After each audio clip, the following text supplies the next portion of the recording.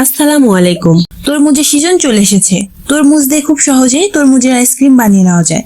বাচ্চারা এই আইসক্রিম খেতে খুবই পছন্দ করে। এই আইসক্রিম দেখতে যেমন কালারফুল, খেতেও কিন্তু অসাধারণ লাগে। তরমুজের আইসক্রিম বানানোর জন্য এরকম টুকরো করে তরমুজ কেটে নিয়েছি।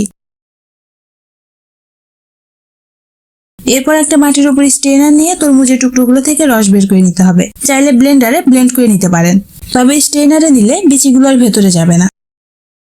আমি এখানে একটা ফ্রেশ জুস পেয়ে গিয়েছি।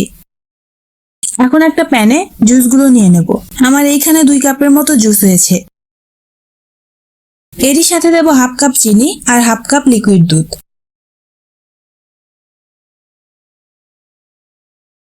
দিচ্ছি 1 টেবিল চামচ কর্নফ্লাওয়ার। কর্নফ্লাওয়ারটা অবশ্যই দিতে হবে, না হলে আইসক্রিমটা খেতে কিন্তু পানসে লাগবে। এখন চুলায় জাল করে নিতে হবে। এই পর্যায়ে অনবরত নাড়তে হবে। মিশ্রণটা যখন কিছুটা ঘন হবে আর ফুটতে শুরু করবে, এই পর্যায়ে চুলা থেকে নামিয়ে ঠান্ডা করে নেব।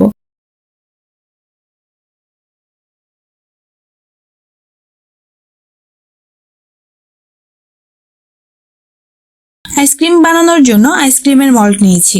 এখন মিশ্রণটা মল্টের মধ্যে ঢেলে দিচ্ছি।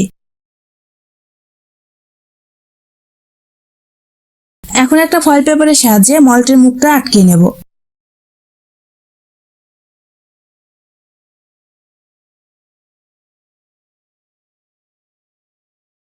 ছুরির সাহায্যে একটা ছিদ্র করে কাঠিটা মিশ্রণের মধ্যে দিয়ে দেব।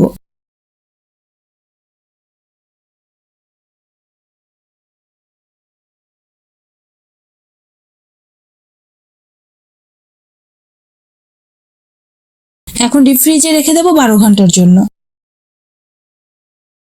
12 ঘন্টা পর ফয়েল পেপার তুলে আইসক্রিমগুলো বের করে নেব।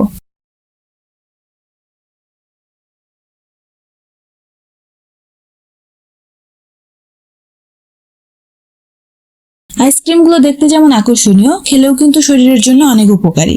আজকের মতো এখানেই বিদায় নিচ্ছি। রেসিপিটি যদি ভালো লাগে তাহলে চ্যানেলটা সাবস্ক্রাইব করে দিবেন। আল্লাহ হাফেজ।